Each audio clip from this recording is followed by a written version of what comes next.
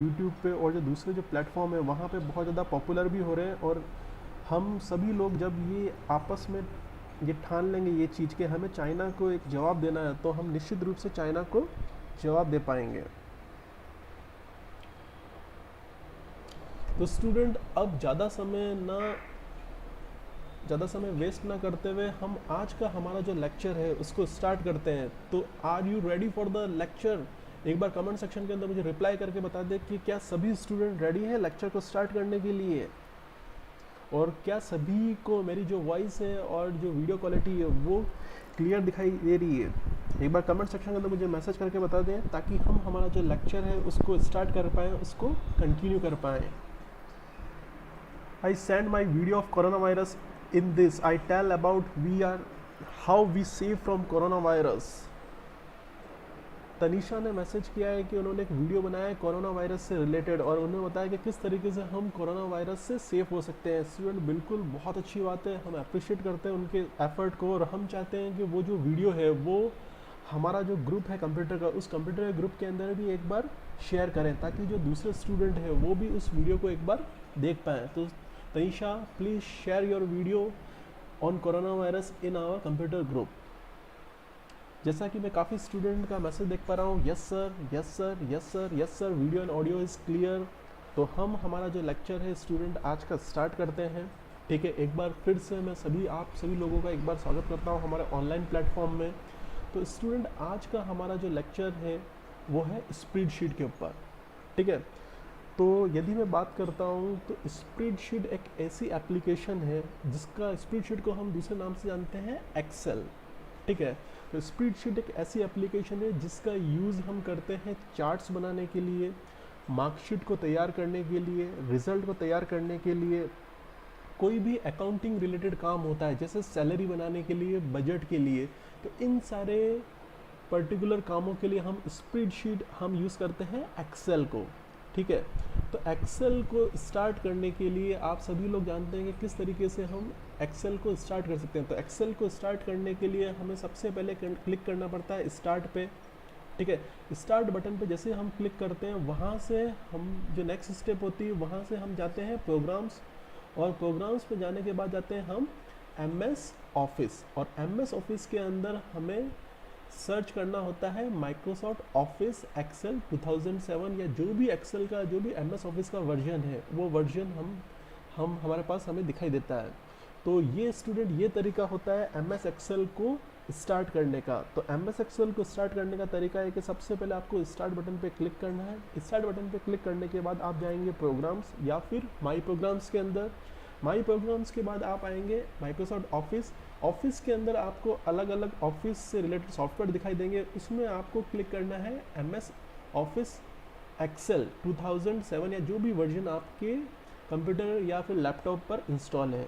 जैसे ही आप MS Excel खोलते हैं स्टूडेंट, तो आपको पता होगा कि जब हम MS एक्सेल को ओपन करते हैं तो सबसे ऊपर लिखा आता है वर्कबुक। वर्कबुक का मतलब ये होता है कि ये फाइल होती है जिसके अंदर हम हमारा काम करेंगे।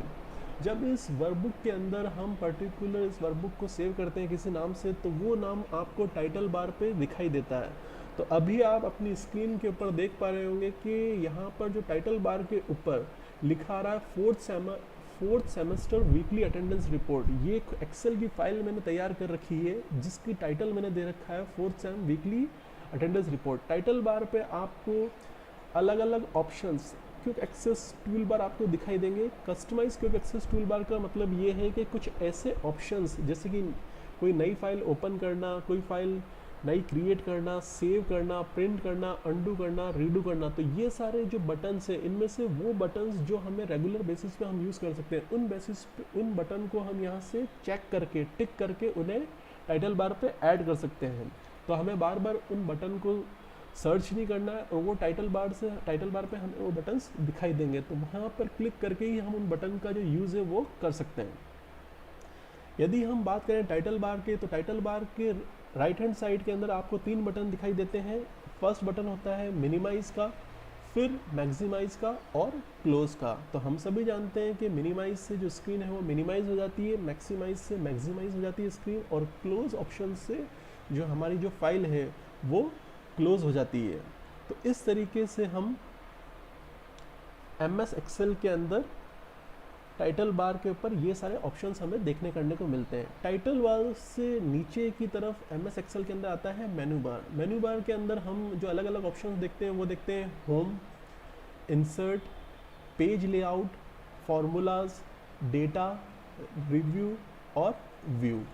स्टूडेंट, एक सिंपल सा क्वेश्चन मैं आपसे पूछूंगा कि MS एक्सेल के अंदर जब हम किसी भी फाइल को सेव करते हैं तो उसका एक्सटेंशन क्या होता है?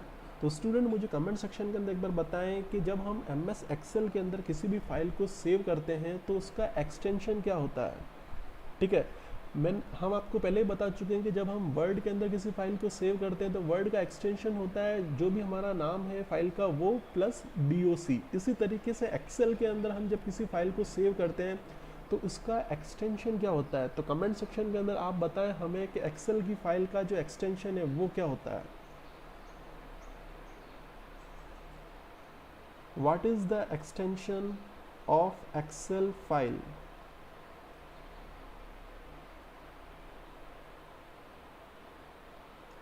फटाफट कमेंट करें हमें।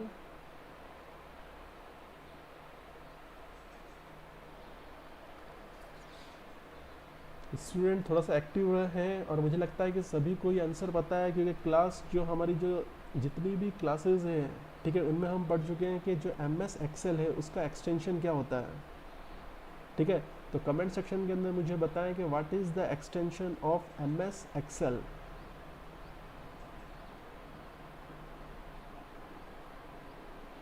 एक भी स्टूडेंट का मैं मैसेज नहीं देख पा रहा हूँ। ठीक है, चलो मैं ही बता देता हूँ। MS एक्सेल का जो एक्सटेंशन होता है वो होता है .xlsx। ठीक है, क्या एक्सटेंशन होता है MS एक्सेल का? .xlx और x। ठीक है, तो स्टूडेंट ये होता है MS एक्सेल का एक्सटेंशन। अब हम बात करते हैं स्टूडेंट MS जो एक्सेल है हमारा। मैंने बताया कि एक्सेल का यूज़ हम किन किन कामों के लिए करते हैं। तो एक्सेल का यूज़ हम करते हैं बजट बनाने के लिए, जो एम्प्लॉयज़ वगैरह है उनकी सैलरी बनाने के लिए, जो इन्वेंट्री है, जो स्टोर के अंदर किसी भी स्टोर के अंदर जो भी आइटम्स वगैरह पड़े हैं उनको मैनेज करने के लिए हम यूज़ करते हैं, मार्कशीट के लिए हम यूज़ करते हैं, और अकाउंटिंग से रिलेटेड जितना भी हमारा काम होता है तो उसके लिए हम यूज़ करते हैं हमारा जो सॉफ्टवेयर है स्प्रेडशीट MS एक्सेल को। ठीक है, अब आज की हमारी जो यूनिट है, इस यूनिट MS एक्सेल की यूनिट के अंदर, ठीक है, हम कुछ इम्पॉर्टेंट टॉपिक्स देखेंगे। तो आइए जानते हैं हम कौन कौन से इम्पॉर्टेंट टॉपिक्स हैं। सबसे पहले आज के हमारे जो लेक्चर के जो कंटेंट है वो है फर्स्ट सेशन 1 हमारा होगा, वो होगा use autosum in sales. Cell के अंदर हम किस तरीके से ऑटोसम को यूज़ कर सकते हैं। सेकंड सेशन हम लेंगे कंडीशनल फॉर्मेटिंग है। थर्ड सेशन हमारा होगा hide, unhide, freeze, rows and column.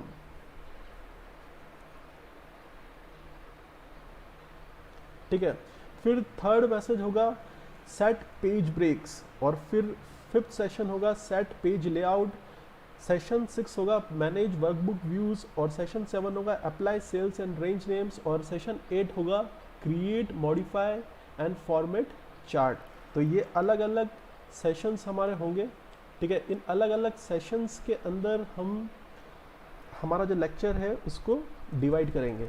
तो सबसे पहला जो हमारा सेशन है वो है यूज़ ऑटोसम इन सेल्स। ठीक है, तो स्टूडेंट का मैसेज देख पा रहा हूँ कि सर थोड़ी देर वेट करें मैसेज का। बिल्कुल स्टूडेंट, हम मैसेज का आपका वेट करेंगे।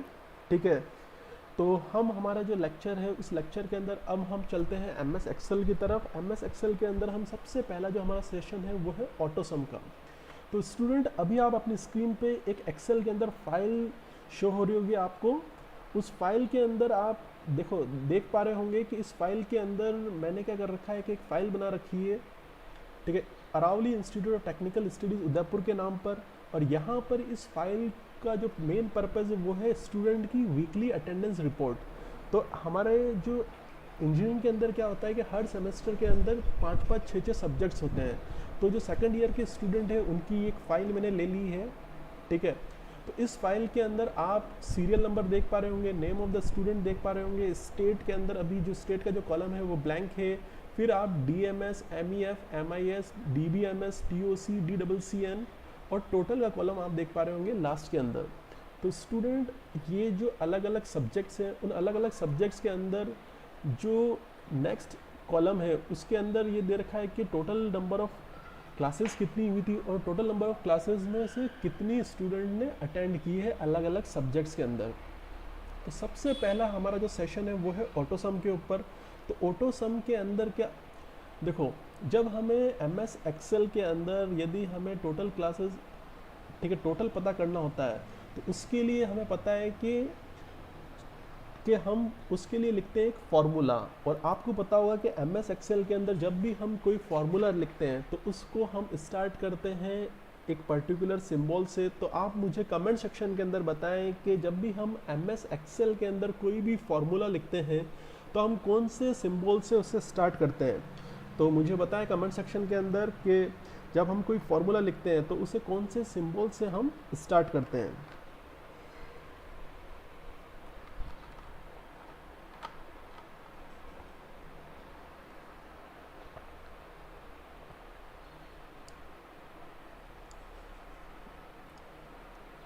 कमेंट सेक्शन के अंदर आप बताएं कि MS एक्सेल के अंदर जब हमें कोई भी फार्मूला लिखना होता है, सपोज़ हमें टोटल करना है या फिर हमें परसेंटेज निकालना है या फिर हमें एवरेज निकालना है, तो हर फार्मूला स्टार्ट होता है एक पर्टिकुलर सिंबल से। तो आप मुझे बताएं कि वो सिंबल कौन सा है जिससे हर फार्मूला स्टार्ट होता है। तो कमेंट सेक्शन के अंदर मुझे मैसेज करके बताएं कि यदि आप इस क्वेश्चन का जो आंसर है यदि आप जानते हैं तो कमेंट सेक्शन के अंदर मैसेज करें कि MS एक्सेल के अंदर जो फार्मूला है वो किस सिंबल से स्टार्ट होता है। गुरबानी ने मैसेज किया है equals to. Well done Gurbani, बिल्कुल सही है। MS एक्सेल के अंदर जब भी कोई फार्मूला स्टार्ट होता है तो वो इक्वल्स टू सिंबल से स्टार्ट होता है। तो अभी आप इस पर्टिकुलर फाइल के अंदर देख पा रहे होंगे कि जो अलग अलग सब्जेक्ट्स हैं उनकी हर स्टूडेंट की अटेंडेंस दे रखी है और टोटल नंबर ऑफ़ क्लासेस हमने सबसे ऊपर वाले कॉलम के अंदर बता रखी है कि कितनी कितनी क्लासेस किस किस सब्जेक्ट के अंदर हुई है और उनमें से कितनी कितनी स्टूडेंट ने अटेंड की है। तो टोटल नंबर ऑफ़ जो क्लासेस है हर एक सब्जेक्ट की मिला के वो हमें यदि निकालनी है तो हम जनरली क्या यूज़ करते हैं, इक्वल्स टू का सिंबल। और इक्वल्स टू के सिंबल्स के बाद जो फर्स्ट क्लास है हमारी उसके अंदर जो टोटल नंबर ऑफ़ क्लासेस है, ठीक है, वो किस सेल के अंदर लिखी हुई है। तो जो 12 टोटल नंबर ऑफ़ क्लासेस हुई है DMS के अंदर वो है सेल हमारे D13 के अंदर। तो हम लिखेंगे D13, फिर हम लिखेंगे प्लस का सिंबल, फिर हम लिखेंगे E13। E13 के बाद क्या आएगा, F13। F13 के बाद आएगा स्टूडेंट G13 और G13 के बाद आएगा आपके H13 और H13 के बाद आएगा आपका I13। तो ये हमारी पूरी रेंज हो गई, ठीक है। तो जैसे ही हम एंटर करेंगे, ठीक है, ये हमारी पूरी रेंज हो गई। जैसे ही हम एंटर करेंगे तो एंटर करने के बाद आप देखिए कि हमने फार्मूला लिखा है हमारे टोटल वाले सेल के अंदर। क्या फार्मूला लिखा है हमने फार्मूला लिखा है कि D13 plus E13 plus F13 plus G13 plus H13 plus I13। तो ये सारे सेल्स हैं जिनमें जो टोटल नंबर ऑफ़ क्लासेस है हर एक सब्जेक्ट की वो हमें मेंशन कर रखी है। तो जैसे हम ये फार्मूला लिखने के बाद एंटर करते हैं तो एंटर करने के बाद हमें वैल्यू पता लग जाएगी टोटल नंबर ऑफ़ क्लासेस कितनी हुई। तो टोटल नंबर ऑफ़ जो क्लासेस हुई है वो हुई है 16। तो अब एक इम्पॉर्टेंट बात यहाँ पर आती है कि ये जो टोटल नंबर ऑफ़ क्लासेस है ये तो हमने फार्मूले से कैलकुलेट की है। अब हम बात करते हैं कि ऑटो सम फीचर क्या होता है। तो स्टूडेंट देखो, इस चीज़ को मैं डिलीट कर देता हूँ यहाँ से। ऑटो सम फीचर का मतलब ये होता है कि जब हमें किसी भी चीज़ के अंदर किसी भी सेल्स की कैलकुलेशन हमें करनी है तो ऑटो सम का एक फ़ीचर हमें यहाँ पर प्रोवाइड होता है, ठीक है। तो ऑटो सम का फीचर यूज़ करके हम क्या कर सकते हैं कि बिना फार्मूले के भी हमारी जो सेल की जो रेंज है उसको कैलकुलेट कर सकते हैं। तो हमें क्या करना है कि जहाँ पर हमें टोटल करना है वहाँ पर उस सेल के अंदर हमें क्लिक करना है। उसके बाद हम फार्मूला, सबसे पहले हमें सेल की रेंज सेलेक्ट करनी है कि किन सेल्स को हमें सम करना है, किन सेल्स का। तो ये देखिए मैंने आपके सामने अभी जो भी सेल्स जिन्हें हमें टोटल करना है जिन सेल्स का, उनको सेलेक्ट कर लिया, ठीक है। सेलेक्ट करने के बाद होम टैब के अंदर होम टैब के अंदर ऑप्शंस आता है ऑटो सम का, और ये ऑप्शन हमें मिलता है होम टैब के अंदर एडिटिंग ग्रुप के अंदर। तो एडिटिंग ग्रुप के अंदर ऑटो सम का ऑप्शन आता है। उस ऑटो सम के ऑप्शन के अंदर जब आप जाओगे तो सबसे पहला ऑप्शन होता है सम का। तो जैसे आप सम पे क्लिक करोगे, तो सम पे जैसे आप क्लिक करते हो तो ऑटोमेटिकली जो सम है उस सेल का जो हमने सेलेक्ट किया था वो आपको परफॉर्म हो जाएगा बिना फॉर्मूले के। ठीक है, तो इस तरीके से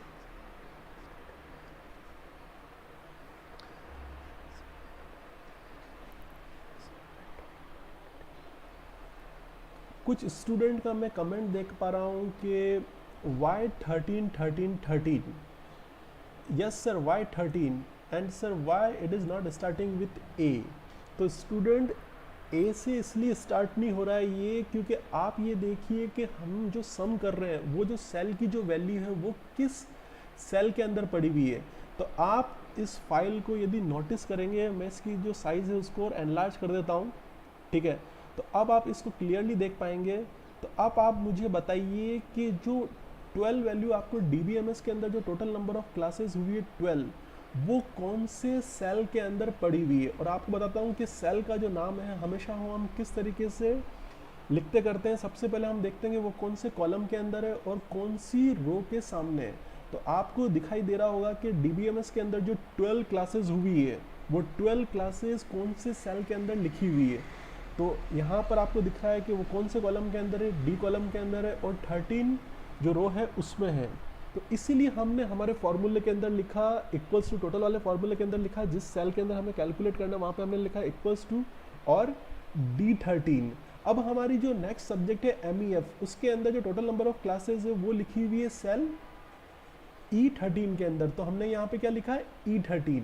इसी तरीके से MI जो हमारा नेक्स्ट सब्जेक्ट है उसकी जो क्लासेस है वो हुई है वो टोटल नंबर ऑफ 16, DBMS की हुई है 12, TOC की हुई है 6 और DCCN की हुई है 8। तो अब आपको समझ में आ गया होगा कि हमने क्यों यहाँ पर 13 लिया है। यहाँ पर 13 लेने का लॉजिक केवल एक यही है कि उस पर्टिकुलर स्पेसिफिक सेल जिसकी वैल्यू आपको कैलकुलेट करनी है उस सेल का सेल एड्रेस आपको मेंशन करना पड़ेगा। तो टोटल के अंदर हमने मेंशन किया जो सेल है, जो फर्स्ट सेल है जो टोटल नंबर ऑफ क्लासेस जिसके अंदर हुई है वो है D13, इसी तरीके से E13, इसी तरीके से F13, इसी तरीके से G13, H13 और I13। ठीक है, मुझे लगता है कि सभी स्टूडेंट को ये चीज़ क्लियर हो गई होगी यहाँ पे कि हमने D13 क्यों लिखा है। देखिए अब हम आगे बढ़ते हैं। देखिए ये तो हुआ कि जो टोटल है हमने वो सबसे पहले हमने कैलकुलेट किया किससे, इक्वल्स टू सिंबल से और फॉर्मूला लिख के। मैंने अब आपको बताया कि किस तरीके से हम ऑटो सम, ठीक है, ऑटो सम का मतलब ये होता है कि हमें फॉर्मूला लिखने की जरूरत नहीं है, हमें सेल रेंज को सेलेक्ट करना है। तो सेल रेंज का मतलब ये है कि जिस सेल से हमें टोटल करना है। तो जो DBMS की जो वैल्यू है वो लिखी हुई है टोटल नंबर ऑफ क्लासेस की D13 के अंदर। तो D13 को हमने सेलेक्ट किया, शिफ्ट करके हम राइट एरो को प्रेस करेंगे तो हमारे जो भी सेल रेंज है जिसे हमें टोटल करना है वो सब सेलेक्ट हो जाएगी। ठीक है, और सेलेक्ट करने के बाद हम होम टैब पे क्लिक करेंगे। होम टैब के अंदर एडिटिंग ग्रुप के अंदर आपको ऑटो सम का ऑप्शन दिखाई देगा। ऑटो सम के अंदर आप जो सम है उस पर क्लिक करेंगे तो ऑटोमेटिकली आपका जो सम है वो वहाँ पर जिस सेल के अंदर आपको परफॉर्म करना है वहाँ पर परफॉर्म हो जाएगा। तो इस तरीके से हम ऑटो सम जो फीचर है उसका यूज़ करते हैं। मुझे लगता है कि ये चीज़ सभी स्टूडेंट को क्लियर हो गई होगी। अब हम आगे बढ़ते हैं। देखिए स्टूडेंट, जब एक सेल का कई बार हमने देखा है कि जब हमने टोटल कर लिया particular total number of classes, अब हमें जो स्टूडेंट की अब हम जो नेक्स्ट पर्टिकुलर रो है उसके अंदर भी हमें टोटल परफॉर्म करना है। तो हम क्या करेंगे कि जो जहाँ पे जो फर्स्ट सेल था टोटल का, वहाँ पर जब टोटल हुआ है उसके राइट हैंड साइड के अंदर एक प्लस का सिंबल आता है उस सेल के अंदर, उसको हम नीचे की तरफ ड्रैग करेंगे। तो जैसे जैसे हम ड्रैग करते जाएंगे हमारा जो फॉर्मूला है वो क्या हो जाएगा, कॉपी पेस्ट। ठीक है, तो कॉपी पेस्ट होने से हमें ये फ़ायदा होगा कि हमें हर सेल के लिए फॉर्मूला लिखने की ज़रूरत नहीं है। ठीक है, हमें हर सेल के लिए क्या करने की ज़रूरत है, फॉर्मूला लिखने की ज़रूरत नहीं पड़ेगी।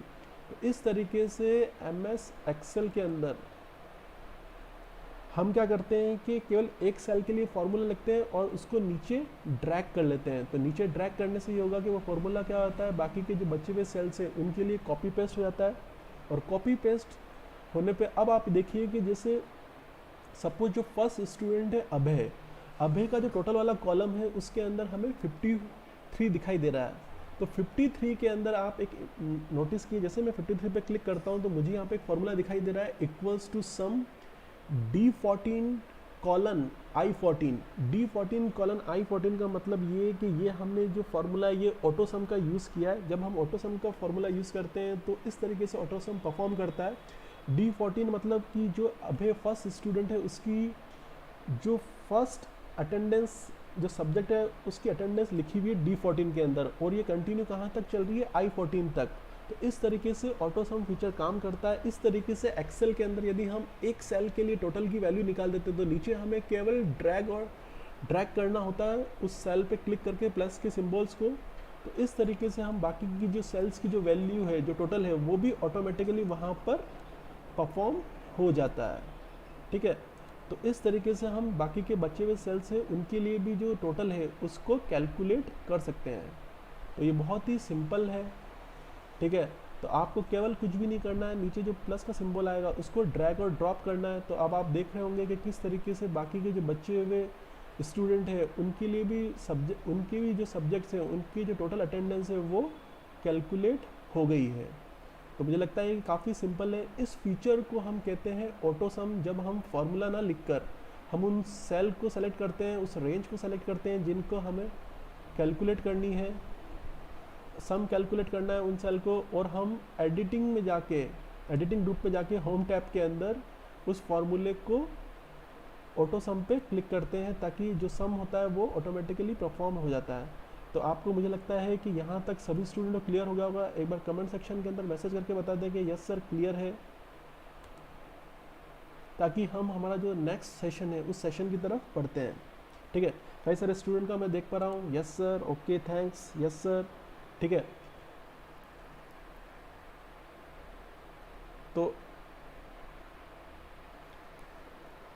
एक बार कमेंट सेक्शन के अंदर मुझे मैसेज करके बता दें कि यहाँ तक सभी को क्लियर है। ठीक है, तो फिर हम बढ़ते हैं हमारे नेक्स्ट सेशन की तरफ।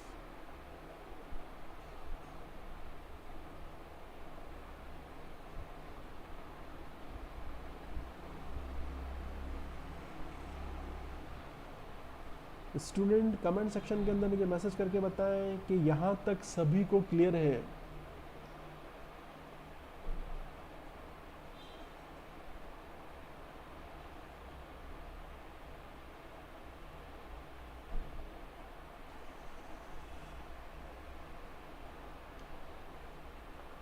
ठीक है, अब हम चलते हैं हमारे नेक्स्ट सेशन की तरफ जो कहलाता है कंडीशनल फॉर्मेटिंग। ठीक है, कंडीशनल फॉर्मेटिंग का मतलब होता है स्टूडेंट के कई बार क्या होता है कि हमारी जो एक्सेल की शीट होती है उस एक्सेल की शीट के अंदर कई बार हमें कुछ डेटा को हाईलाइट करना होता है। सपोज़ ये जो फाइल बना रखी है हमने, इसके अंदर हमें जितने भी जो सब्जेक्ट्स वगैरह हैं हमारे, उन सब्जेक्ट्स के अंदर ये पता लगाना है कि ऐसे कौन कौन से स्टूडेंट हैं जिन्होंने पर्टिकुलर एक पर्टिकुलर वैल्यू से कम क्लासेस अटेंड की है। सपोज़ हम सबसे पहले बात करते हैं DBMS सब्जेक्ट की। तो DBMS सब्जेक्ट की पूरी जो सेल की जो रेंज है, ठीक है, उसको हम सेलेक्ट कर लेंगे। ये DBMS की पूरी जो सेल की जो रेंज है मैंने सेलेक्ट कर ली है। ठीक है, अब मुझे पता लगाना है कि DBMS के अंदर ऐसे कितने स्टूडेंट हैं जिन्होंने टोटल नंबर ऑफ क्लासेस जो 5 से भी कम अटेंड की है। तो इसके लिए हम यूज़ करते हैं कंडीशनल फॉर्मेटिंग। और कंडीशनल फॉर्मेटिंग का जो ऑप्शन है वो भी हमें होम टैब के अंदर स्टाइल्स के अंदर हमें दिखाई देता है। होम टैब के अंदर जैसे आप स्टाइल्स पे आओगे तो यहाँ पर लिखा होता है conditional formatting. Conditional formatting option पे जब आप क्लिक करते हो तो आपको क्या है कि आपको कई सारे मेनू दिखाई देंगे। Highlight cell rules, top bottom rules, data bars, colour scales और आइकन सेट। जैसे अपन हाईलाइट सेल रूल्स पे क्लिक करते हैं तो वहाँ पर फिर हमें वापस से कई सारे ऑप्शंस मिलते हैं। Greater than, less than, between, equals to, text that contain, ये डेट ऑक्यूरिंग और डुप्लीकेट वैल्यूज़। तो हम सपोज क्लिक करते हैं लेस देन, तो यहाँ पर हमें शो हो रहा है कि ऐसे सेल जिनकी वैल्यू 5 से कम है, हमने यहाँ पे कंडीशन मेंशन कर दी 5 से जिनकी वैल्यू कम है। और विथ, अब यहाँ पर जब हम क्लिक करते हैं तो यहाँ पर हम अलग अलग कलर सेलेक्ट कर सकते हैं। Light red fill with dark red text, ठीक है, येलो फिल, ग्रीन फिल, ठीक है। यदि मैं येलो फिल क्लिक करता हूँ, ठीक है, तो और ओके पे क्लिक करता हूँ, तो अब आप देखो कि हमारा जो DBMS सब्जेक्ट का जो कॉलम है उसके अंदर ऐसे स्टूडेंट जिन्होंने टोटल नंबर ऑफ क्लासेस 4 से कम अटेंड की है वो यहाँ पर हाईलाइट हो गई है। तो आप देख पा रहे होंगे कि अभी कि किस तरीके से हमने कंडीशनल फॉर्मेटिंग को यहाँ पर अप्लाई किया है। तो हमें पता लग गया कि कौन कौन से स्टूडेंट हैं जिन्होंने नंबर ऑफ जो क्लासेस है वो 4 से कम अटेंड किए। इसी तरीके से जब हम रिजल्ट वगैरह तैयार करते हैं, ठीक है, आप लोगों का, तो कई बार हमें पता लगाना होता है कि कई ऐसे कौन कौन से स्टूडेंट हैं जिनके 60% से जो 40% से कम मार्क्स है, ऐसे कौन कौन से स्टूडेंट हैं जिनके 80% से ग्रेटर मार्क्स है। तो इन सारी चीज़ों को हाईलाइट करने के लिए हम जो यूज़ करते हैं, जो फार्मूला यूज़ करते हैं, जो टेक्निक यूज़ करते हैं, उसको हम कहते हैं कंडीशनल फॉर्मेटिंग। तो कंडीशनल फॉर्मेटिंग अप्लाई करने के लिए आपको सबसे पहले सेल्स की रेंज सेलेक्ट करनी पड़ेगी। रेंज सेलेक्ट करने के बाद आपको कंडीशनल फॉर्मेटिंग का जो ऑप्शन है वो आपको मिलेगा स्टाइल के अंदर। स्टाइल ग्रुप आता है आपके होम टैब के अंदर। तो यहाँ पर क्लिक करने के बाद ऑप्शन आता है हाईलाइट सेल्स विद रूल, ठीक है। इसी तरीके से अब स्टूडेंट देखो, जिस सारे के सारे जो सब्जेक्ट्स हैं उन सारे के सारे सब्जेक्ट्स पे हमें फॉर्मेटिंग अप्लाई करनी है। तो हम क्या करेंगे, सारे के सारे सेल्स को सेलेक्ट कर लेंगे। तो इस तरीके से जब हम सारे के सारे सेल्स को सेलेक्ट करेंगे, सबसे पहला काम है सेलेक्ट करने का। सेल को हमने क्या करा, सेलेक्ट कर लिया। अब सेलेक्ट करने के बाद कंडीशनल फॉर्मेटिंग पे हम गए और फॉर्मेटिंग के अंदर हाईलाइट सेल रूल्स, और यहाँ पर ऑप्शन हमने लिया लेस देन, और लेस देन के अंदर वापस हमने ऑप्शन लिया कि ऐसे सेल्स जिनकी वैल्यू 5 से कम है, और इस बार हमने जो कलर लिया वो ले लिया ग्रीन, ठीक है, और ओके पर क्लिक किया। तो अब आप देखिए कि जो सारे सब्जेक्ट्स हैं, ठीक है, सारे सब्जेक्ट के अंदर ऐसे स्टूडेंट जिन्होंने टोटल नंबर ऑफ जो क्लासेस है वो 5 से कम अटेंड किए, तो वो सभी अभी हाईलाइट हो गए हैं। तो इस तरीके से हम हमारा जो डेटा है उसके अंदर कंडीशनल फॉर्मेटिंग अप्लाई कर सकते हैं, ठीक है। तो कंडीशनल फॉर्मेटिंग अप्लाई करते समय क्या होता है कि हम हमारे खुद के नए रूल्स भी बना सकते हैं, ठीक है। तो जैसे ही हमारे नए रूल्स है, उस नए रूल्स के अंदर हमें किस तरीके से लोएस्ट वैल्यू चाहिए, हाईएस्ट वैल्यू चाहिए, ये सब हम पे डिपेंड करता है कि ग्रेटर देन, लेस देन, या फिर टेक्स्ट के फॉर्म के अंदर कोई डेटा है तो वहाँ पर भी हम हमारी जो फॉर्मेटिंग है वो अप्लाई कर सकते हैं। तो मुझे लगता है कि ये जो टॉपिक है कंडीशनल फॉर्मेटिंग का, ये सभी को क्लियर हो गया होगा। एक बार मुझे कमेंट सेक्शन के अंदर मैसेज करके बता दें कि यस सर क्लियर है, ठीक है। तो हम हमारा जो नेक्स्ट टॉपिक है उसकी तरफ बढ़ते हैं, ठीक है। एक बार मेंशन कर दें मुझे कमेंट सेक्शन के अंदर कि कंडीशनल जो फॉर्मेटिंग है वो सभी को क्लियर है।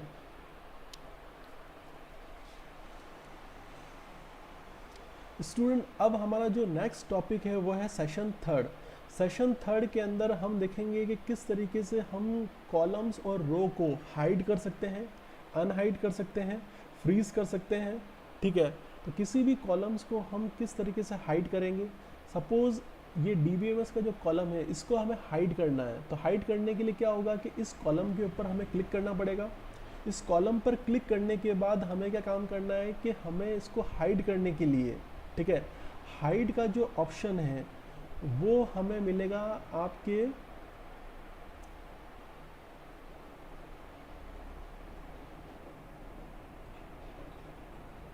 ठीक है, वो हमें मिलेगा व्यू मेन्यू के अंदर। व्यू मेन्यू के अंदर, व्यू टैब के अंदर हमें हाइड का ऑप्शन मिलेगा। तो जिस भी कॉलम को हमें हाइड करना है उस कॉलम को हमें पहले उस कॉलम पे क्लिक करना पड़ेगा। अभी आप देख रहे हैं कि जो कॉलम डी है DBMS सब्जेक्ट का, वो क्या हो गया, वो हाईलाइट हो गया। उसके बाद हमें हाइड पे क्लिक करना है, या फिर हम जैसे ही राइट क्लिक करेंगे तो राइट क्लिक करने के बाद ऑप्शन आता है हाइड का, तो हम हाइड पे जैसे ही क्लिक करेंगे, अब आप देख पा रहे होंगे कि जो कॉलम है, ठीक है, जो कॉलम डी था DBMS सब्जेक्ट का, वो वहाँ से हट चुका है। वहाँ से क्या हो चुका है, हाइड हो चुका है, मतलब वो हमें यहाँ पर शो नहीं हो रहा है। इस तरीके से हमने कॉलम को क्या किया है, कॉलम को हमने हाइड कर दिया है। और वापस इसको अनहाइड करने के लिए वापस हम वहाँ पर क्लिक करेंगे, ठीक है, और ऑप्शन आ रहा होगा अनहाइड का। तो वापस हम जैसे ही अनहाइड पे क्लिक करेंगे या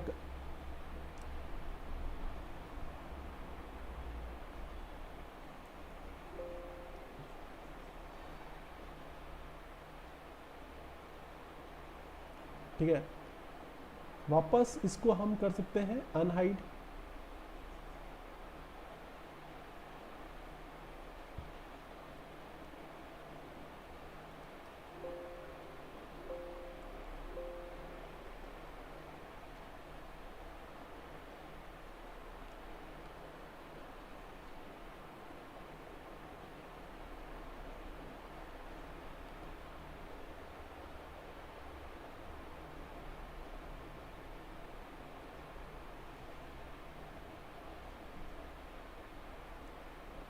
इस तरीके से हम क्या कर सकते, इस तरीके से स्टूडेंट हम कुछ, मुझे लगता है कि कुछ टेक्निकल प्रॉब्लम आ रही है, कुछ नेटवर्क की प्रॉब्लम आ रही है, ठीक है। तो अभी हमने देखा कि किस तरीके से हम कॉलम को हाइड कर सकते हैं और किस तरीके से कॉलम को अनहाइड कर सकते हैं, ठीक है। तो हाइड करने के लिए, हमें क्या करना है कि जिस भी कॉलम को हमें हाइड करना है उस कॉलम को हमें सेलेक्ट करना पड़ेगा, और सेलेक्ट करने के बाद जैसे ई वाला कॉलम है इसको मुझे हाइड करना है, तो इसको मैंने सेलेक्ट किया और सेलेक्ट करने के बाद मैंने हाइड पर क्लिक किया, और वापस मुझे अनहाइड करना है तो मुझे वापस मैं क्लिक करूँगा और वापस अनहाइड करूँगा। तो इस तरीके से हम क्या कर सकते हैं, कॉलम को हाइड और कॉलम को अनहाइड कर सकते हैं, ठीक है। कंट्रोल Z परफॉर्म करके भी आप वापस अनहाइड कर सकते हैं,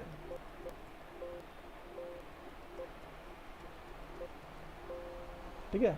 हाइड और अनहाइड का काम आप परफॉर्म कर सकते हैं। इसी तरीके से यदि हमें किसी रो को हाइड करना है, ठीक है, सपोज जो स्टूडेंट फर्स्ट है, ठीक है, अभय वाली जो रो है उसको मुझे यदि हाइड करना है तो उस रो को मैं सेलेक्ट करूँगा और रो को सेलेक्ट करने के बाद मैं क्या करूँगा, हाइड करूँगा। तो क्या हो जाएगा, जो स्टूडेंट फर्स्ट है वो क्या हो गया,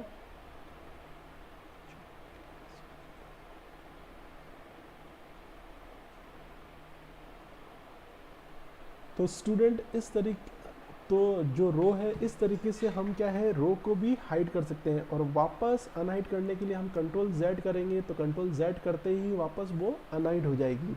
तो इस तरीके से हमने देखा कि किस तरीके से हम जो रो है और जो किस तरीके से जो हम कॉलम है उसको हाइड कर सकते हैं, उसको अनहाइड कर सकते हैं। अब हम बात करते हैं कॉलम को फ्रीज करने की, ठीक है। तो फ्रीज करने का मतलब ये है कि कई बार हमारी जब फाइल है बहुत ज़्यादा बड़ी हो जाती है या बहुत ज़्यादा बड़ी फाइल होती है, तो हमें क्या होता है कि कई बार जो हमारी जो फर्स्ट रो है, जैसे यदि सपोज हमारी जो रो है serial number, name of the student, state, MEF, MI, DBMS, इसको पर्टिकुलर हमें स्टैग्नेंट रखना है, एक ही जगह रखना है। अंडू कंट्रोल प्लस Z, बिल्कुल सही है। अंडू कंट्रोल प्लस Z का यूज़ करके वापस जो ऑपरेशन हमने परफॉर्म किया है, जैसे हाइड किया है, ठीक है, उसको अनहाइड करने के लिए वापस हम क्या कर सकते हैं, कंट्रोल प्लस Z को प्रेस कर सकते हैं। अभी हम बात कर रहे थे फ्रीज़ की। यदि हमें किसी भी कॉलम को फ्रीज़ करना है, ठीक है, तो किसी भी रो को यदि हमें फ्रीज़ करना है तो उस रो को सेलेक्ट करना पड़ेगा।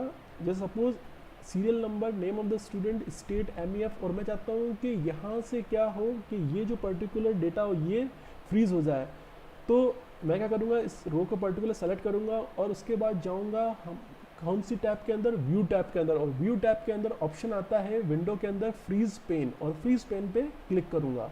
तो फ्रीज पेन पे क्लिक करने से क्या होगा कि मेरी जो पर्टिकुलर ये जो रो है serial number, name of the student, MEF, अब आप देख पा रहे होंगे कि किस तरीके से ये एक जगह स्टैग्नेंट है और मैं अपने जो डेटा है उसको नीचे की तरफ मूव कर पा रहा हूँ।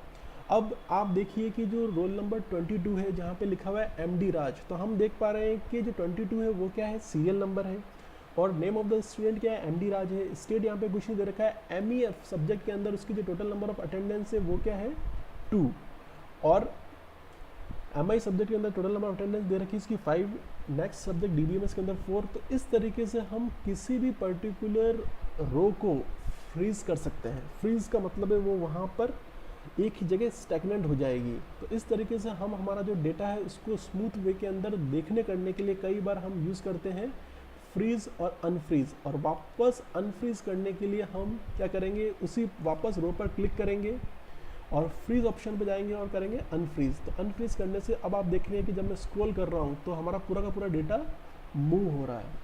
तो फ्रीज करने के लिए क्या करना पड़ता है कि हमें उस रो पर क्लिक करिए आप जहाँ से हमें फ्रीज करना है, और विंडो ग्रुप के अंदर आप जाइए फ्रीज पैन के अंदर, तो जैसे आप विंडो ग्रुप के अंदर फ्रीज पैन के अंदर जाएंगे तो उसके नीचे से जो पर्टिकुलर डेटा है वो क्या हो जाएगा, फ्रीज हो जाएगा। तो इस तरीके से देखिए मैंने क्या किया कि फ्रीज कर दिया है। तो अब हम देख पा रहे हैं कि जो सीरियल नंबर है, टोटल नंबर ऑफ जो क्लासेस है, ठीक है।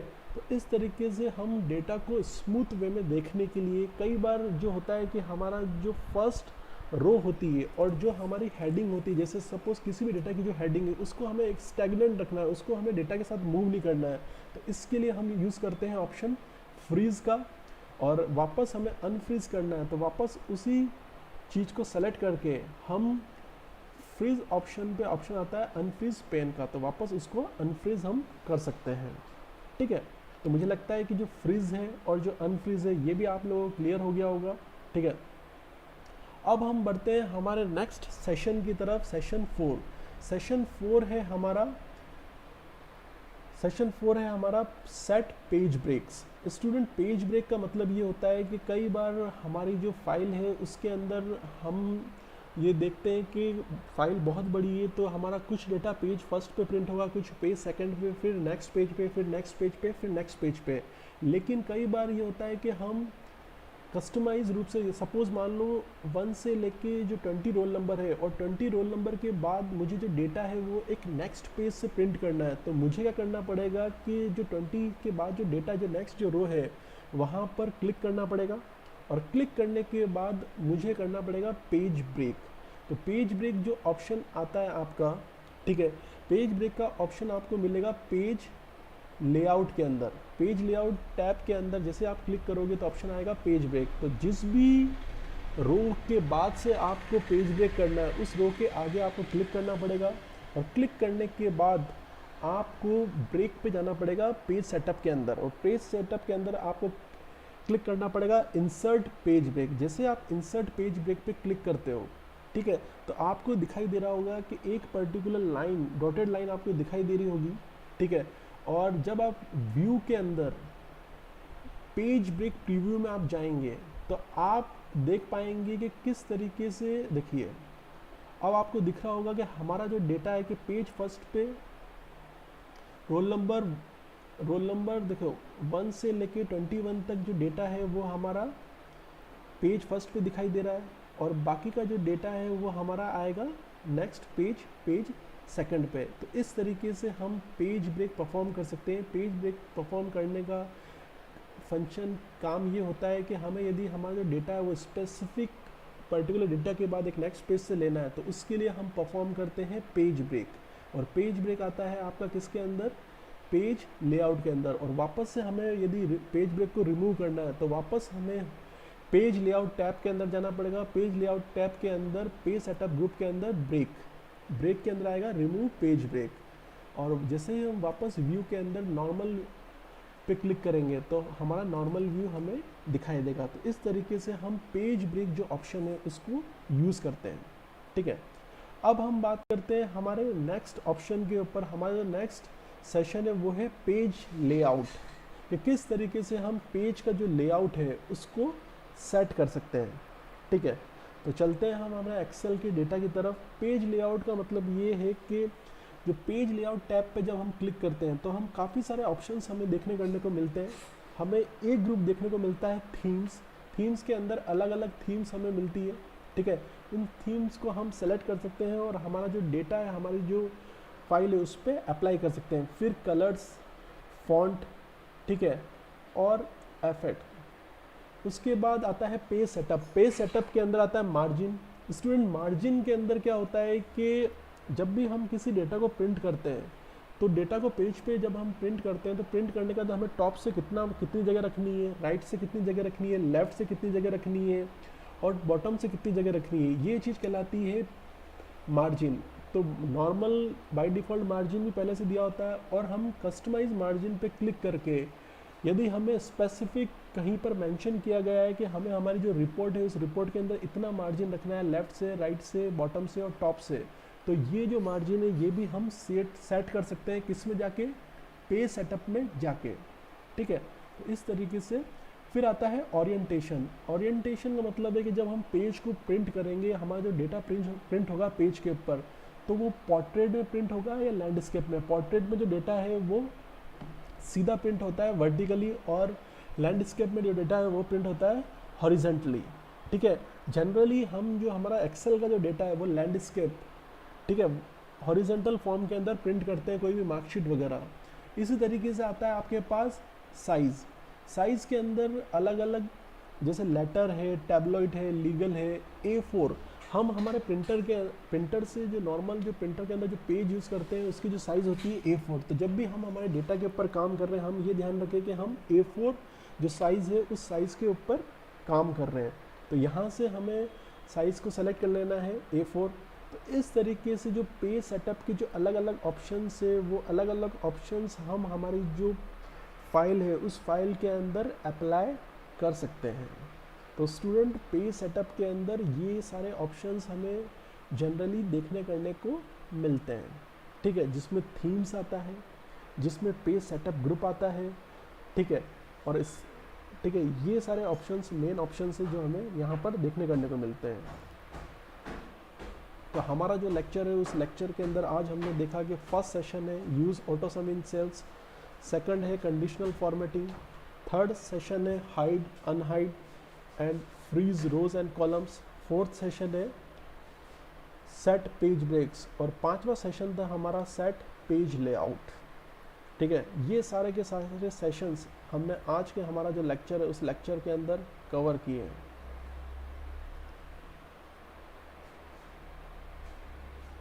अब आपकी कोई डाउट है तो आप कमेंट सेक्शन के अंदर मैसेज करके रिप्लाई करें मुझे कि आज के लेक्चर से रिलेटेड यदि आपकी कोई डाउट्स वगैरह हैं तो बताएं, ताकि हम आपकी जो डाउट्स वगैरह है उसको क्लियर करें।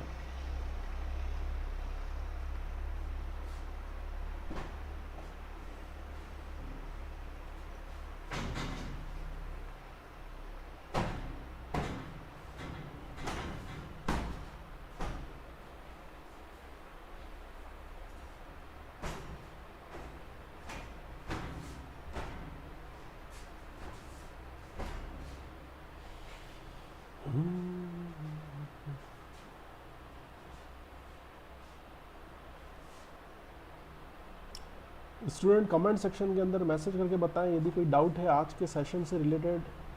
ठीक है, तो कमेंट सेक्शन के अंदर बताएं ताकि आपकी जो डाउट है